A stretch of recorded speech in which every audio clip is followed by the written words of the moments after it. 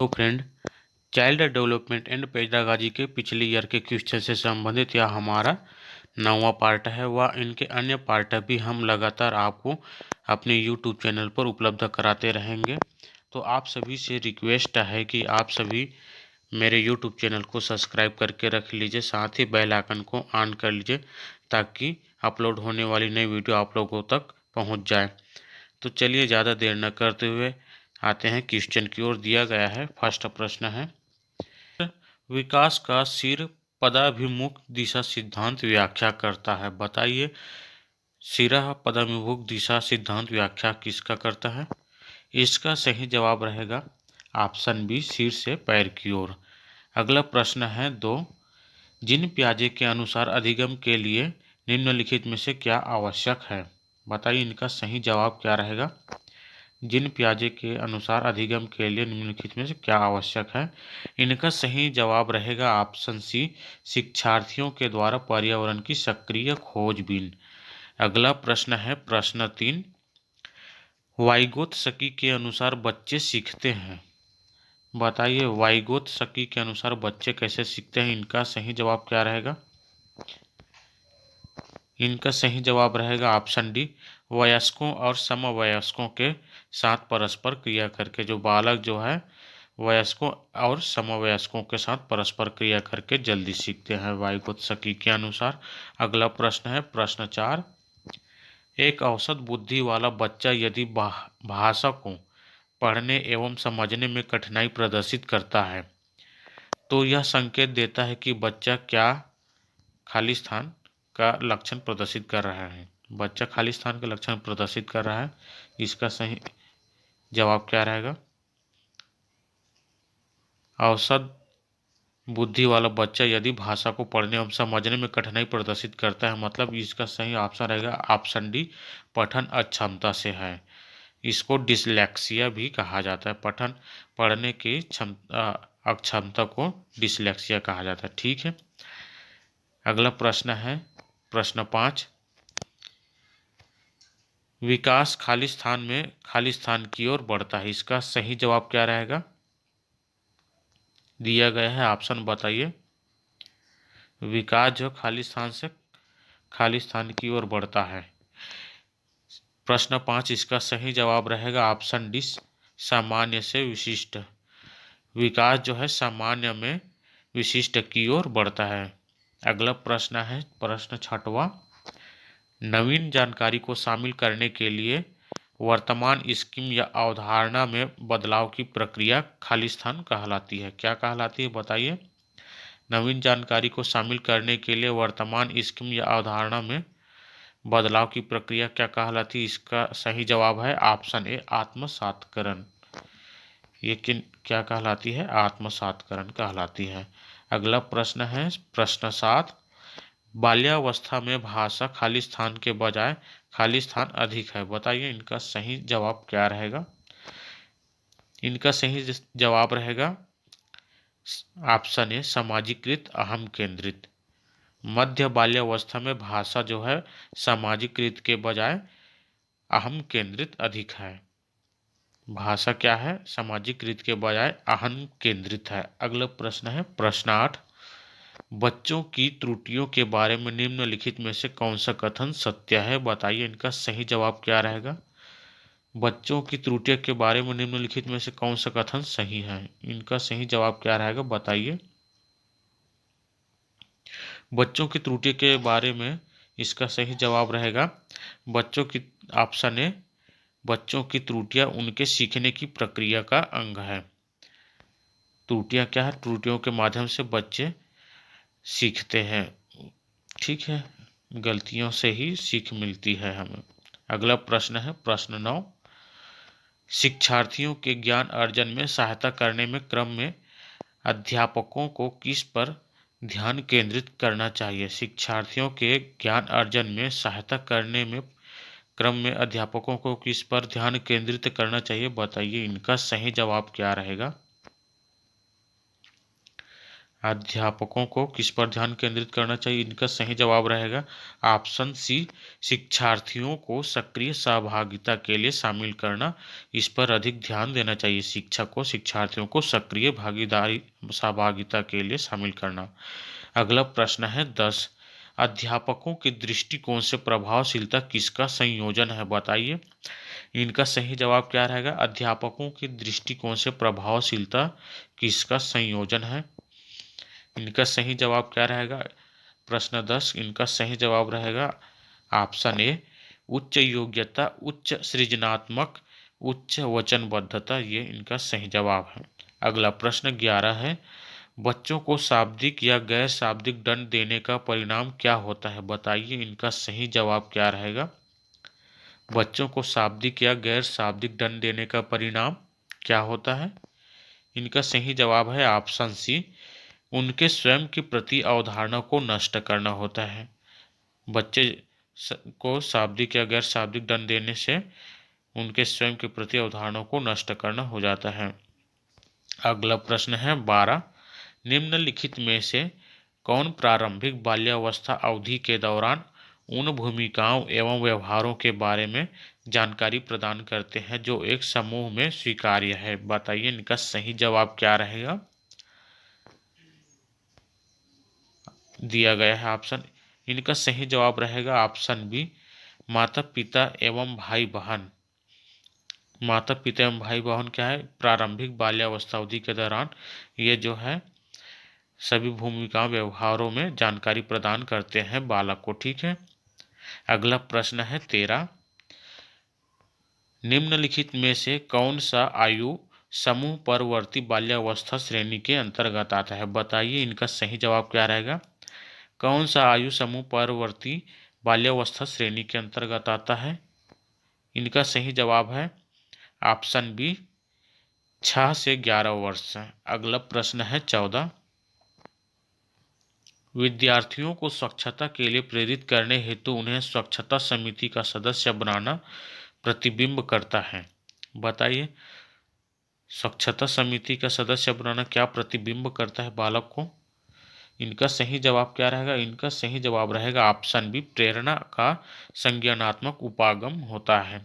विद्यार्थियों को स्वच्छता के लिए प्रेरित करने हेतु उन्हें स्वच्छता समिति का सदस्य बनाने से उनमें जो है प्रेरणा संज्ञानात्मक उपागम प्रतिबिंब होते हैं।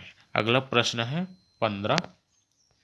पियाजे के सिद्धांत के अनुसार निम्नलिखित में से कौन सा व्यक्ति के संज्ञानात्मक विकास को क्या प्रभावित नहीं करेगा? बताइए। पियाजे के सिद्धांत के अनुसार जो है कौन सा जो है व्यक्ति के संज्ञानात्मक विकास को प्रभावित नहीं करेगा? इनका सही जवाब रहेगा सामाजिक अनुभव। यह जो है व्यक्ति के संज्ञानात्मक विकास को प्रभावित नहीं करेगा, सामाजिक अनुभव।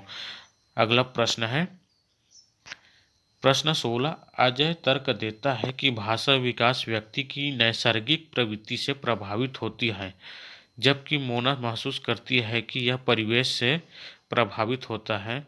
अजय और मोना के बीच यह चर्चा किस विषय में है? बताइए। प्रश्न में पूछा क्या गया है? अजय तर्क देता है कि भाषा विकास व्यक्ति की नैसर्गिक प्रवृत्ति से प्रभावित होता है, जबकि मोना महसूस करती है कि यह परिवेश जो है प्रभावित होता है। और अजय और मोना के बीच यह चर्चा किस विषय में है? बताइए। इनका सही जवाब क्या रहेगा? इनका सही जवाब रहेगा ऑप्शन बी, प्रकृति तथा पालन पोषण पर वाद विवाद कर रही है। ठीक है। अगला प्रश्न है 17। आउट ऑफ द बॉक्स चिंतन किससे संबंधित है? आउट ऑफ द बॉक्स चिंतन किससे संबंधित है? इसका सही जवाब क्या रहेगा? इनका सही जवाब रहेगा ऑप्शन डी, अपसारी चिंतन। आउट ऑफ द बॉक्स चिंतन अपसारी चिंतन से संबंधित है। अगला प्रश्न है 18। कोई भी नाराज हो सकता है, यह आसान है, परंतु एक सही व्यक्ति के ऊपर सही मात्रा में, सही समय पर, सही उद्देश्य के लिए तथा सही तरीके से नाराज होना आसान नहीं है। यह कथन किसने कहा है या किससे संबंधित है? बताइए। कोई भी नाराज हो सकता है, यह आसान है, परंतु एक सही व्यक्ति के ऊपर सही मात्रा में, सही समय पर, सही उद्देश्य के लिए तथा सही तरीके से नाराज होना आसान नहीं है। यह क्या कहलाता है? इसका सही जवाब रहेगा ऑप्शन बी, संवेगात्मक विकास से संबंधित। यह जो है क्या किससे संबंधित है? संवेगात्मक विकास से संबंधित है। अगला प्रश्न है 19, सतत एवं व्यापक मूल्यांकन के लिए क्या आवश्यक है? बताइए इनका सही जवाब क्या रहेगा। सतत एवं व्यापक मूल्यांकन के लिए क्या आवश्यक है? इनका सही जवाब रहेगा ऑप्शन सी, यह समझने के लिए अधिगम का किस प्रकार अवलोकन किया जाता है, दर्ज व सुधार किया जा सकता है। यह सतत एवं व्यापक मूल्यांकन का उदाहरण है। ठीक है। अगला प्रश्न है प्रश्न 20, डिसकैलकुलिया का किससे संबंध है? डिसकैलकुलिया का संबंध किससे है? बताइए। इनका सही जवाब क्या रहेगा? ऑप्शन ए, आंकिक अक्षमता से। इनमें बच्चों को गणितीय समस्याओं को समझने में कठिनाई होती है। डिस्कैलकुलिया जो है इस प्रकार एक ऐसी समस्या है जिसमें बच्चे गणित सीखने में कठिनाई का अनुभव करते हैं। इसको कहा जाता है डिस्कैलकुलिया। गणितीय समस्याओं को समझने में बच्चे कठिनाई का अनुभव करते हैं। इनका सही जवाब रहेगा ऑप्शन ए, आंकिक अक्षमता से। अगला प्रश्न है 21, एक बच्चा आपकी कक्षा में आपको परेशान करने के लिए अप्रासंगिक प्रश्न पूछता है, आप क्या करेंगे? यदि एक बच्चा आपको बार बार परेशान करने के लिए अप्रासंगिक प्रश्न पूछता है तो आप क्या करोगे? बताइए इनका सही जवाब क्या रहेगा। इनका सही जवाब रहेगा ऑप्शन बी, उससे बातचीत करेंगे। उससे बातचीत करेंगे, जानना चाहेंगे कि वो बच्चा इस प्रकार की समस्या क्यों कर रहे हैं। ठीक है। अगला प्रश्न है प्रश्न 22, 11 वर्ष तक के बालकों का शब्द भंडार कितना होता है? बताइए 11 वर्ष तक के बालकों का शब्द भंडार कितना हो जाता है? इनका सही जवाब रहेगा ऑप्शन सी, 50,000 तक। 11 वर्ष तक के बालकों का शब्द भंडार जो है 50,000 शब्द हो जाता है। ठीक है। अगला प्रश्न है 23, प्रचलित योजनाओं में नई जानकारी जोड़ने को किस नाम से जाना जाता है? इनका सही जवाब क्या रहेगा? प्रचलित योजनाओं में नई जानकारी जोड़ने को आत्मसातकरण के नाम से जाना जाता है। ऑप्शन डी इनका सही जवाब रहेगा, आत्मसातकरण। अगला प्रश्न है 24, अधिगम में आकलन किसके लिए आवश्यक होता है? अधिगम में आकलन जो है किसके लिए आवश्यक होता है? बताइए। अधिगम में जो आकलन होता है वह किस लिए आवश्यक होता है? इनका सही जवाब रहेगा ऑप्शन डी, प्रेरणा के लिए अधिगम में आकलन आवश्यक होता है। अगला प्रश्न है 25, विद्यालय का कार्य होता है। बताइए विद्यालय का क्या कार्य होता है? इनका सही जवाब क्या रहेगा? विद्यालय का क्या कार्य होते हैं? इनका सही जवाब रहेगा ऑप्शन डी, उपरोक्त सभी। विद्यालय का कार्य है संस्कृति के लिए नए प्रतिरूपों का निर्माण करना होता है। विद्यालय का कार्य होता है संस्कृति का संरक्षण करना होता है। विद्यालय का कार्य होता है कि संस्कृति का परिष्करण करना होता है। इस प्रकार से इसका सही जवाब उपरोक्त डी। अगला प्रश्न है 26, राष्ट्रीय दृष्टिबाधित संस्थान NIVH स्थित है, कहाँ स्थित है? बताइए। राष्ट्रीय दृष्टिबाधितार्थ संस्थान स्थित है, कहाँ स्थित है? बताइए इनका सही जवाब क्या रहेगा। प्रश्न 26 का सही जवाब ऑप्शन सी, देहरादून में रहेगा। राष्ट्रीय दृष्टिबाधितार्थ संस्थान NIVH यह जो है देहरादून में स्थित है। अगला प्रश्न है 27, अध्यापिका ने ध्यान दिया कि मोना अपने आप किसी एक समस्या का समाधान नहीं कर सकती है, फिर भी वह एक वयस्क या साथी के मार्गदर्शन की उपस्थिति में ऐसा करती है कि इस मार्गदर्शन को क्या कहते हैं? ठीक है। अध्यापक को ध्यान दिया कि मोना अपने आप किसी एक समस्या का समाधान नहीं कर सकती है, फिर भी वह एक वयस्क या साथी के मार्गदर्शन की उपस्थिति में ऐसा करती है कि इस मार्गदर्शन को कहते हैं, क्या कहते हैं? इनका सही जवाब रहेगा 27 का ऑप्शन सी, सहारा देना।